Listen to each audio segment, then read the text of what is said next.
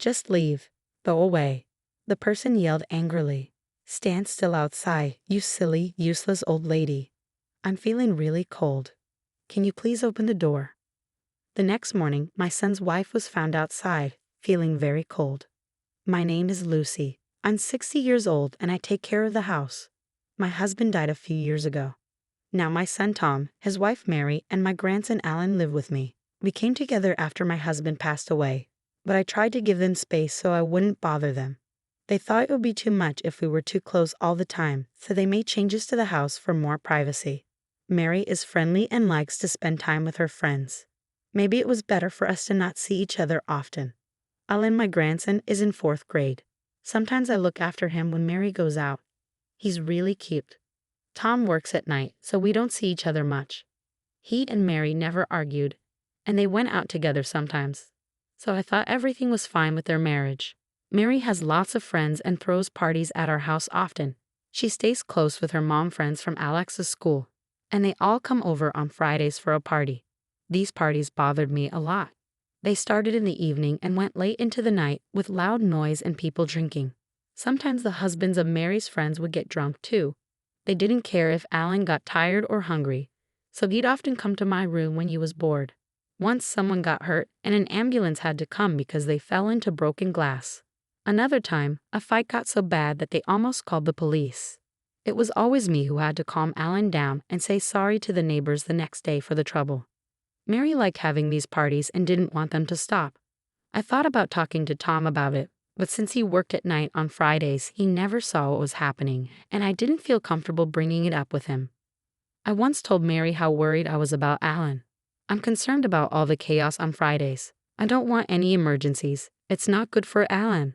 I'll take care of him on Fridays, so why don't you all go out to a restaurant and drink responsibly? Living together stresses me out more than you realize. Wouldn't you feel the same if you were me? Also, going out to drink costs more money than doing it at home. I can't tell your friends they can't come here. You don't understand how I feel. She got really mad and wouldn't talk to anyone. Then one Friday, Alan came home from school feeling tired. He had a fever of 100 degrees when I checked. Of all days, it's Friday. Everyone will be here soon. Why don't you go to your room and rest so you don't bother us? Can't we just cancel for today? I didn't say everything I wanted to. I can take care of Alan today, Mary. Is that okay? I offered, but she declined, probably sensing my frustration. It's fine, she replied. You don't need to worry. We're not that noisy. Why does it always fall on moms when a kid gets sick? I didn't mean to blame her, but I had to say something. If you start feeling worse, come to my room, I told Alan. I have some TV shows we can watch tonight. I'll be up late. Thanks, Grandma, he said. I'll be okay. I started to feel a bit calmer, but it was still a big day. The noise from their gathering was loud even from my room. Then there was a soft knock on my door. My heart raced with worry about Alan. I hurried to open the door, and there he was, looking upset. Can I stay with you tonight? He asked, tears in his eyes. I can't sleep because my head hurts. Even when I cover my ears, it's still so noisy. I quickly brought him into the room and gave him a drink, which he drank in one go, probably because he was thirsty. His hands felt really warm. So I checked his temperature, and it had gone up to 102. I was furious for the first time in a while. But I held back because taking care of Alan was more important than arguing with Mary. Alan still had a fever the next morning and looked just as sick. Alan looks really sick, so I think we should take him to the hospital this morning, I suggested, because most hospitals only see patients in the morning on Saturdays. But Mary couldn't get out of bed, probably because she had been up late drinking the night before. Don't worry, it'll get better soon. You'll be fine, right? She said, still half asleep and not even looking up from her bed. Alan replied, but it was clear he wasn't okay. He's had asthma since he was little, so he's more likely to have asthma attacks when he's sick. As I watched him, worried he might have an attack, he started to wheeze, just like I had feared. Mary, I think Alan's having an asthma attack. Where's his medicine? I asked, but Mary was fast asleep and didn't respond. Okay, I'm taking him to the emergency room, all right? I repeated several times before I took Alan to the hospital. Thankfully, they were able to give him inhalation and medication, and I felt a huge relief seeing Alan feeling better. When Mary woke up that evening, she exploded. Don't be selfish. He didn't need to go to the hospital. How much did going to the emergency room cost you? I can't believe it. I tried to talk to you so many times, but you were too drunk to wake up. Can't you just stop drinking when Alan is sick? He was in a lot of pain. Fever is normal for kids, and it's already gone, so it wasn't a big deal. Asthma flare-ups happen too. Don't spoil him just because he's your grandson. I thought I should tell Tom about it, so I did, but he said, "But Alan is okay now, right? Don't worry too much about a kid's cold. Mary's dealing with a lot of stress from our living situation, so please try to be patient with her. It's important for you to take a step back since you all live together." I got the message loud and clear, but I didn't have much to say in response to his comments about the stress of living together. Tom was at work one day towards the end of the year when he suddenly needed surgery. He ended up spending the week in the hospital, including over the holidays.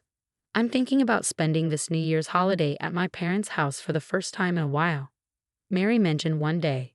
Usually, our family spent New Year's cleaning up, enjoying our favorite foods, and going out to eat with my eldest daughter Emily and her family, who live nearby.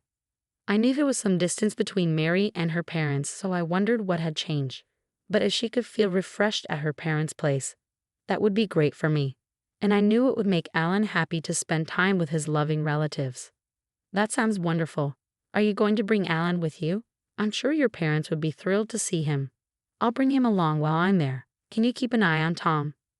Of course. Aside from checking on Tom, I'll be spending New Year's alone this year. If you're going to be alone for the holidays, why don't you come to our house this year? Emily suggested. So I decided to accept her invitation. On New Year's Eve, both Mary and I were supposed to leave the house. I found myself sweating as I cleaned that day. Maybe it was because I was getting older, but cleaning felt like a task I had been avoiding for too long. Mary was out in the morning doing some shopping, so I tried to do as much cleaning as I could by myself. When Mary returned from shopping, she seemed a bit restless, fiddling with her watch. "Lucy, when are you planning to leave?" she asked. "Aren't you done yet?" "Well, I'm not sure. I haven't really set a time.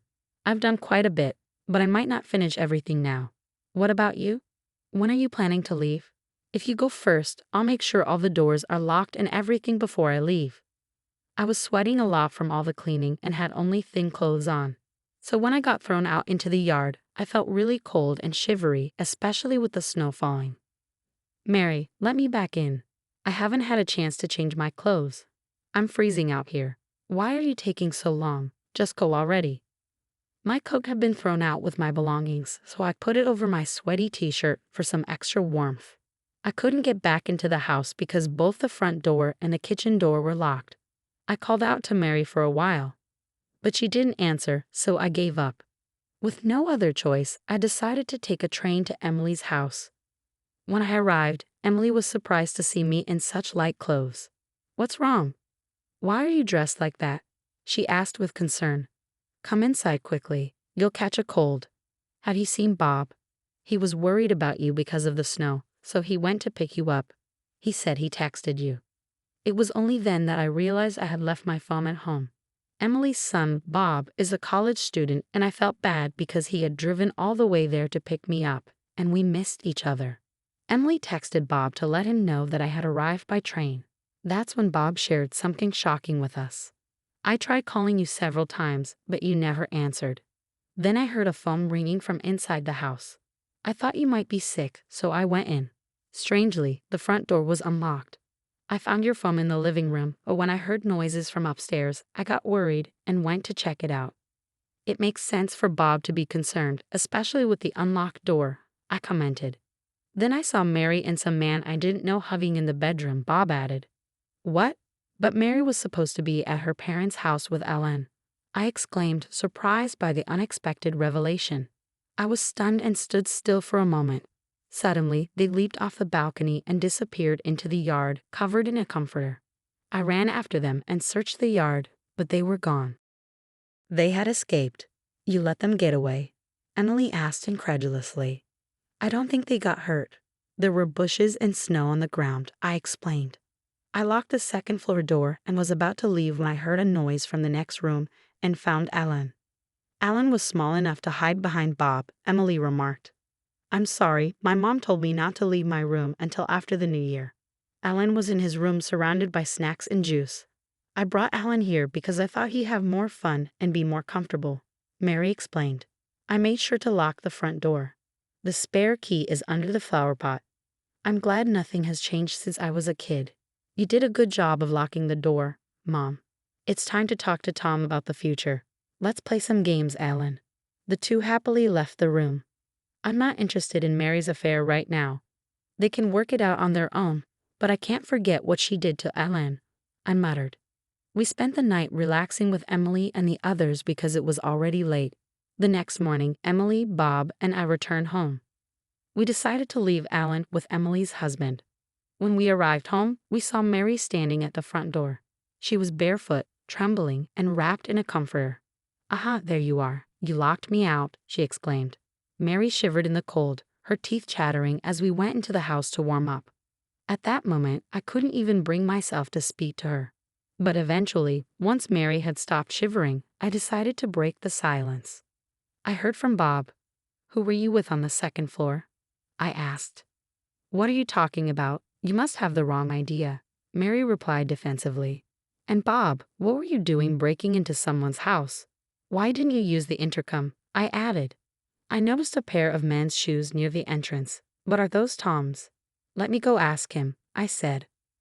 Well, there was actually a burglar in the house, Mary admitted hesitantly.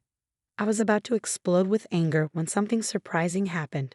It was a close call. That's serious. I think we should call the police, Emily suggested, pulling out her phone. Wait, I see what you're trying to do. All right, you caught me. So who is that man? I demanded. Mary hung her head in silence. Weren't you two together when you jumped off the balcony? What happened to him? Where is he? I pressed further. He left a while ago, Mary replied quietly. She seemed shocked to be abandoned by the man she was having an affair with. She had spent the whole night barefoot, wrapped in a comforter, while he had gone home. Oh, so he left you? That's unfortunate. Bob's words struck a nerve, and Mary's face flushed with embarrassment. How could you neglect Alan like that? Were you planning to lock him in the room while you had your fun? I'm not interested in your affair, but I can't forgive you for what you did to Alan. I expressed my anger. I agree with her. At his age, he can manage on his own just fine. I'm his mother, but that doesn't mean I have to prioritize him over everything else in my life. I have my own things to do. Just because he's my son doesn't mean he can interfere. Mary defended herself, shocking Emily, Bob, and me with her callousness. Tom will be coming home from the hospital soon. Alan and I were supposed to stay at Emily's house until then. But when the time came for Tom to be released, we decided to have the discussion at our house. However, I didn't want Alan to be there in case Mary said something hurtful to him. So I let him have some fun with Bob, I explained. When Tom arrived, Emily laid out the facts plainly. Mary, is this true? Tom asked, clearly shocked. Well, you were busy with work, and I was lonely. I'm sorry, Mary admitted, her voice shaking. Mary, did you really lock my mom out of the house in the snow? Tom asked, seeking clarification. No, that's not what happened. And what about locking Alan in the room while you were having an affair? I interjected, unable to contain my anger. Tom, didn't Mom tell you about the Friday night parties? Why didn't you and Mary talk about it? Alan spoke up, surprising us all with his maturity. I'm not sure how to approach it, but the important thing is to never hesitate to ask for help. I've been exhausted from work too, and it's been tough. And I'm sure Mary has her own issues living with Mom. You two seem to avoid facing problems and take the easy way out. Have you ever thought about others? You need to talk it out and figure out what you're going to do together. You're both adults. But remember, you have to consider Alan. I won't let you abandon him, Tom addressed the situation calmly. A few days later, they decided to get divorced. Mary was ordered to pay child support and alimony to Tom, who got custody of Alan. Mary confessed everything, and the divorce proceeded smoothly. We never found out who she was cheating with. Mary refused to talk about it, and Tom was too focused on building a new life for himself and Alan to dwell on it. But 3 months later, the other man's family found out about the affair, and we learned his identity. To my surprise, the other man was married to one of Mary's mom friends. He was one of the men who sometimes attended the Friday night parties. He and Mary continued their relationship even after she divorced Tom. The reason Mary agreed to the divorce so easily was that she didn't want anything about the parties to be revealed. I can't understand how she could stay with someone who left her out in the cold like that, I mused. Despite having to pay child support and alimony, Mary stayed with him. The other man's wife demanded alimony and that Mary cut ties with him. As I pondered, I couldn't shake off the thought of the unlocked front door that day. They had been so preoccupied with their affair that they forgot to lock it. If it had been locked, Bob would have definitely used the intercom. I told Bob that even if the door was unlocked and he suspected there was a burglar, he shouldn't have gone in because he could have been in danger. I was worried about Grandma, Alan explained. Those two would have been in for a surprise if a cop had shown up out of nowhere and caught them cheating. I'm not experienced enough, Bob admitted. Well, he can be a bit of a goofball, but he always tries to lighten the mood and treats Alan like his own brother, Emily explained, acknowledging Bob's loyalty. Mary had a wide circle of friends, and news of the affair spread quickly among them. Eventually, she left the area, probably finding it too difficult to stay in the same city. It seemed that her group of friends gave them a hard time until they decided to move. They're trying to make ends meet in their new place. They have to support Alan, pay alimony to Tom, and also pay alimony to his ex-wife. Mary's relationship with her parents is strained, and she's working tirelessly with no support, I explained. She called our house once. I'm so sorry, she said. I'm lonely and I'm struggling because I have no one to turn to. Please forgive me. Please help me. It's one thing to want to see or talk to Alan, but it's another to try to avoid taking responsibility for what she did, I thought bitterly. The children of Mary's friends gave Alan a hard time for a while because of Mary's actions. Tom managed to talk to their parents and the kids, and they were able to resolve things among themselves. But I can't help but wonder how much it hurt Alan to have his mother disappear and then be bullied by his own friends, I said sadly. I thought about telling Mary how much Alan is struggling, but I doubt she would care, I admitted. Is that all you wanted to say? Emily asked. Don't contact me, I replied firmly before hanging up the phone. I've moved in with Tom and Alan. There have been challenges, and there will be more to come, but we'll face them together. Tom has also cut back on his work hours to spend more time with Alan. I'm grateful to Emily and her family for all their support during this time, I concluded gratefully. Emily said many things I should have said. Bob cares deeply for Alan, and they've become like brothers. I hope Alan will be raised in a loving family. I'm glad I get to be here to see him grow up, I added with a hint of hope for the future.